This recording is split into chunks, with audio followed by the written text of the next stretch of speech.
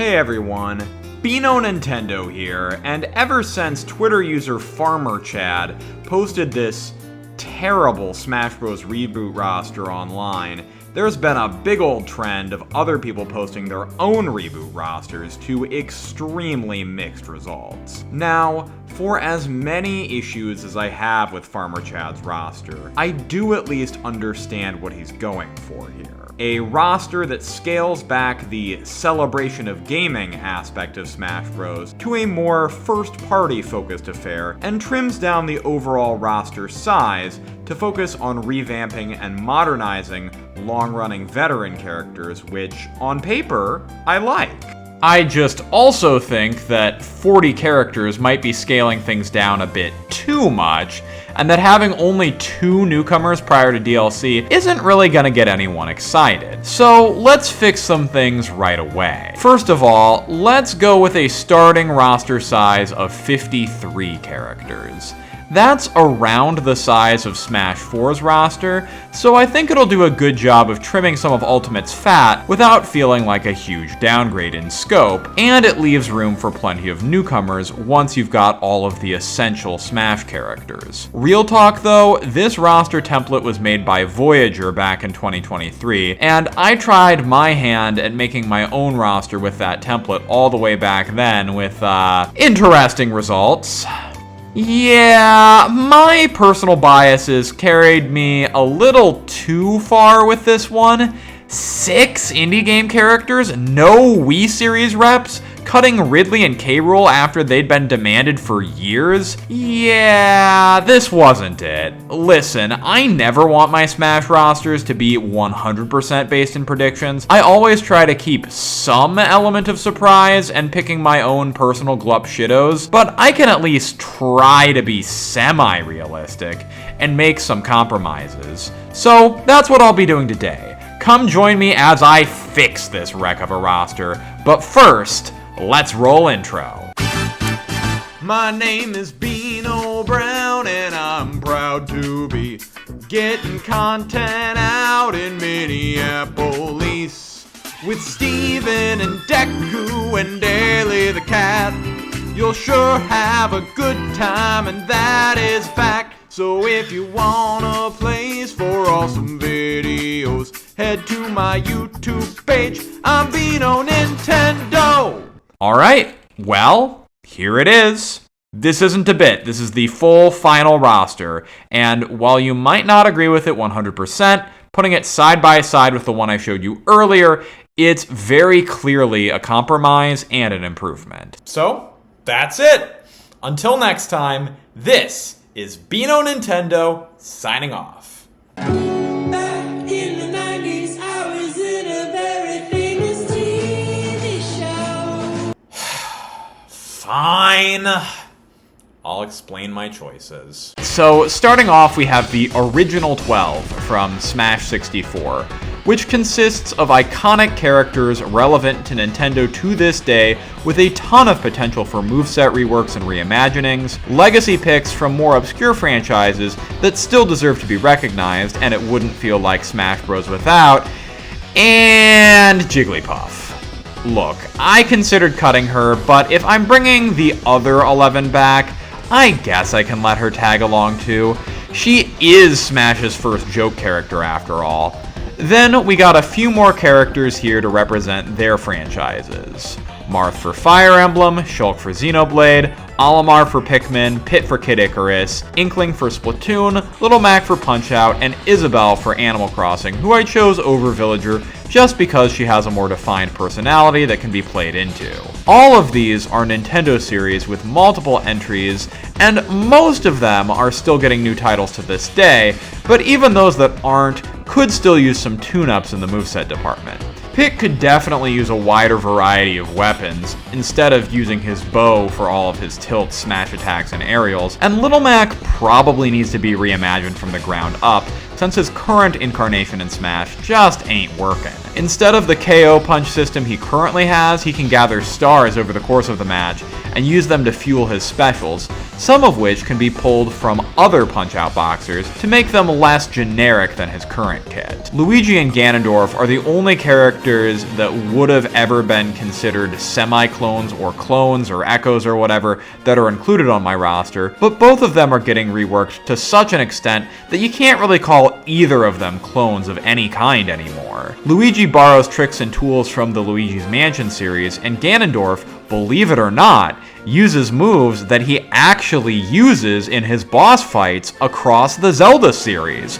What a novel idea! Speaking of the Zelda series, Zelda herself returns, sporting moves based on the Wild era, utilizing the Sheikah Slate, light magic, and time manipulation learned from Rauru and Sonia, but she isn't the only princess from the Zelda series in Smash this time around, as Midna from Twilight Princess joins the roster. This was done for a few reasons. For one, Zelda is an important enough franchise to deserve 4+ unique characters, which is to say, not just alter egos or incarnations of the Triforce wielders. For two, companion characters have been a recurring feature of the Zelda games since Ocarina of Time, and she's far and away the most popular among them, so she'd make a ton of sense to represent those characters in Smash. For three, despite only appearing in one main series Zelda game, she remains an extremely popular character, with many a top 10 and think piece written about her, recently topping Shifrillus's massive Zelda character popularity poll with over 23,000 participants. And finally, she rides atop Wolf Link, so she kinda gives a workaround where,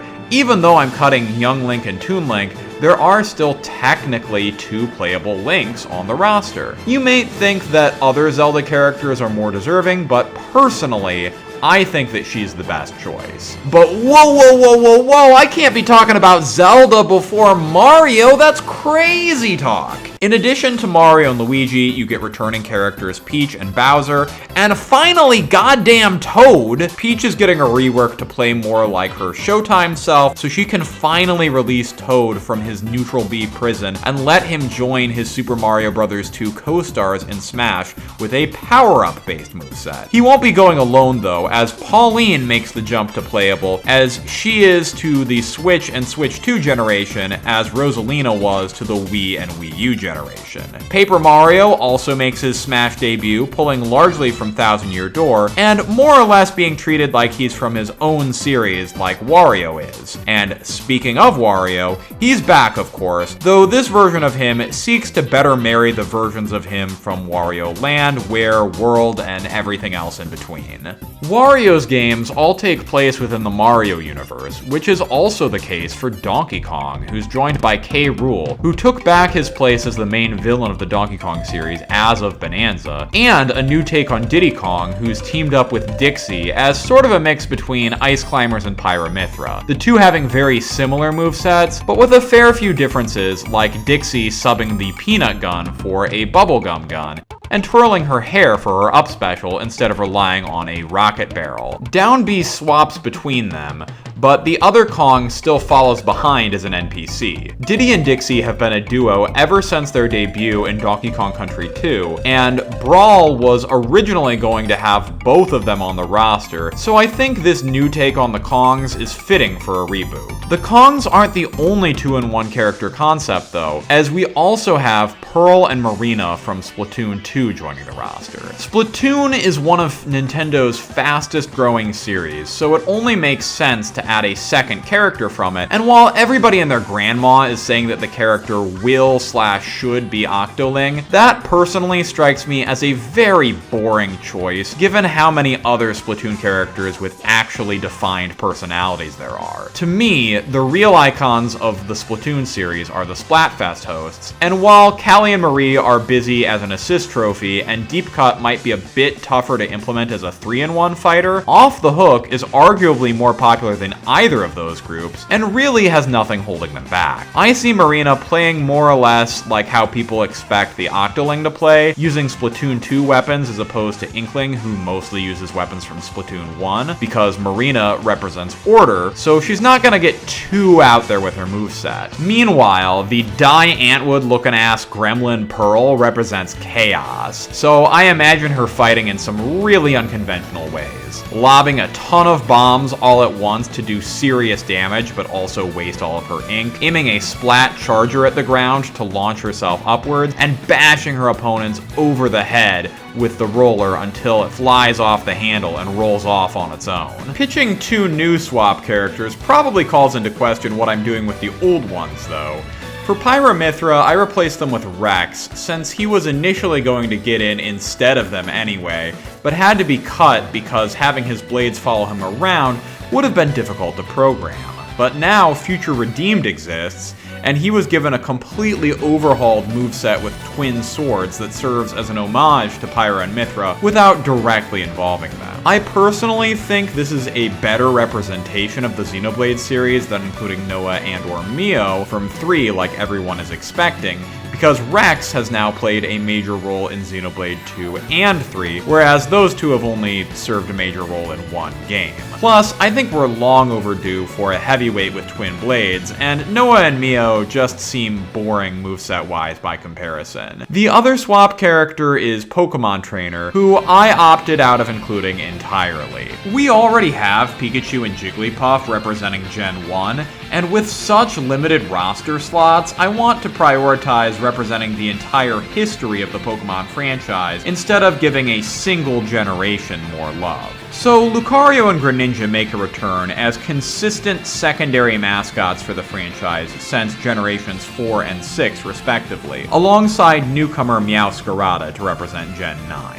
Look, I know Winds and Waves are on the way, but I don't really feel comfortable putting down hypothetical Brout evolution as a Smash character, and would rather work with a newer Pokemon that we actually know the design and abilities of. Meowscarada is kind of the default boring choice, but can you blame me? They're in Unite, play a big role in the anime, and have been the most popular Paldea starter basically since Scarlet and Violet were revealed. So while I'd love to go with a more interesting option, I don't really think I can justify anyone but them. On the topic of franchises with upcoming entries that I don't really feel comfortable locking in a character for yet, we have Fire Emblem, every Smash fan's favorite topic. We've got 3 characters here, which of course includes Marth as Mr. Fire Emblem. Then we've got Robin to represent Awakening, since that game revitalized the franchise, and Robin easily has the most distinctive moveset of any of the current Awakening reps. And finally, newcomer Anna, who was added to the roster to help it feel more evergreen. She's one of very few recurring characters that Fire Emblem has, appearing in damn near every game in the series, and being playable in all those entries since Awakening. And she's used a wide variety of weapons, including an axe, which is her main weapon in Heroes, arguably her most prominent role to date. I have a bunch of fun ideas for her moveset, including a money-based mechanic a la Mr. Krabs in All-Star Brawl 2, and a clone summoning Final Smash. So if anyone wants to see me do a full moveset for her, let me know and maybe I'll make it happen. I was initially going to put Tiki on the roster too for similar reasons, but I ended up including a different dragon, Drago from Ring Fit Adventure. Sure, everyone's speculating on Ring Fit Trainee, but Drago's got a bigger body type and personality, which can better set him apart from the other fitness-based character, Wii Fit Trainer. Now, you might be looking at her on the roster confused right now because everybody cuts her from the roster, so why am I keeping her? Well, it's because the Wii series was absolutely massive for Nintendo and deserves to be represented by a character, which could admittedly have been the Mii's instead, but I like Wii Fit Trainer's implementation as a joke character, and I think there's ways to expand on that through a potential story mode for this new game.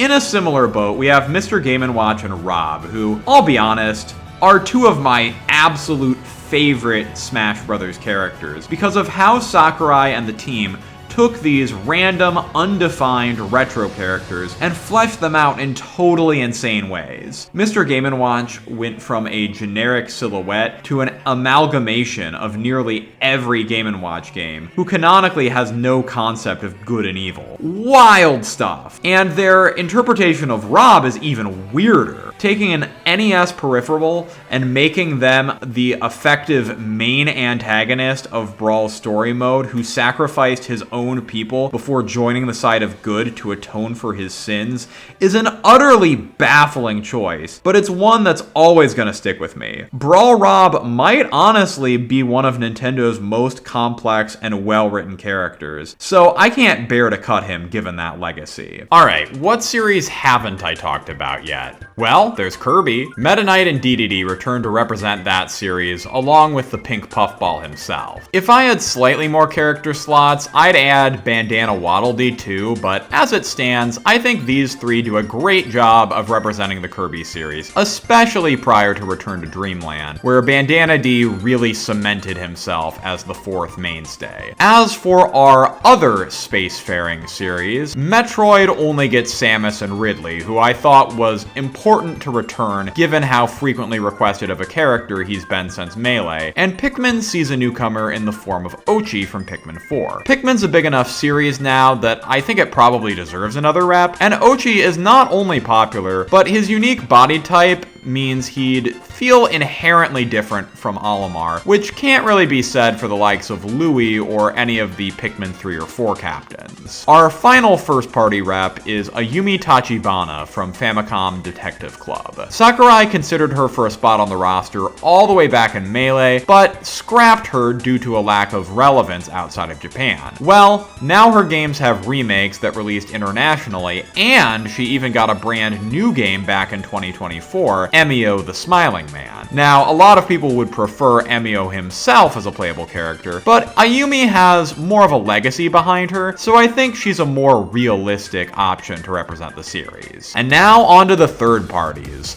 The majority of my choices have been relegated to a single row at the bottom of the roster, but the one exception is Agumon from the Digimon series, sneaking next to all of the Pokemon characters, hoping nobody notices him. Digimon's seeing a huge resurgence as of late, and video games are a big part of that, with Digimon Story Time Stranger surpassing 1 million sales, and its precursors, Cyber Sleuth and Hacker's Memory, recently surpassing 3 million sales. Though, even without that, I still would have put Agumon on the roster, because he's what I like to call a ride or die character. Basically, he's one of the characters that I want in Smash the most, and so I don't really care how likely he is or isn't. He's going on any roster I create. I think it's important to have a couple characters like this when building rosters. They add a little spice that you wouldn't get by purely trying to be realistic. Then we get to the full third-party row, which sees the return of Sonic, Mega Man, and Pac-Man. Not only do these three fit in with the colorful world of Nintendo better than most third parties, but I don't know about you,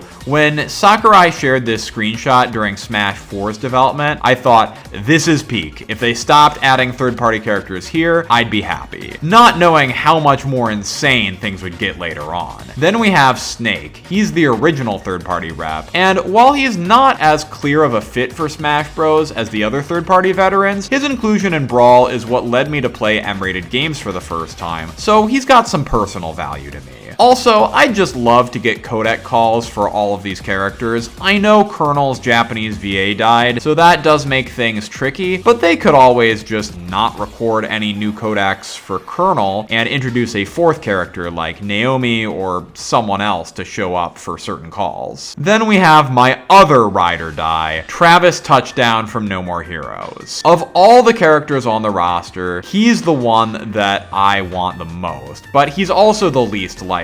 But I also wouldn't say he has no chance of getting in. Suda51 and Sakurai have been friends for a long time, and basically ever since No More Heroes 1 release, Suda has been begging his buddy to let Travis into Smash. It sort of reached a head with Ultimate, where Travis finally got in as a Mii costume, and Suda retaliated with a fine, I'll do it myself approach in No More Heroes 3, which featured an oddly familiar seeming final boss boss battle. Sakurai played through the segment and thought it was hilarious, so who knows? Maybe that's the straw that breaks the camel's back for getting Travis in for real. Speaking of Sakurai's friends though, our final character is Frisk from Undertale, a creation of Toby Fox who Sakurai has referenced playing Smash against on several occasions. Undertale has a serious legacy, both with Nintendo and with gaming as a whole, and I think a character from it would be a great pick to represent indie games in Smash. But why Frisk though?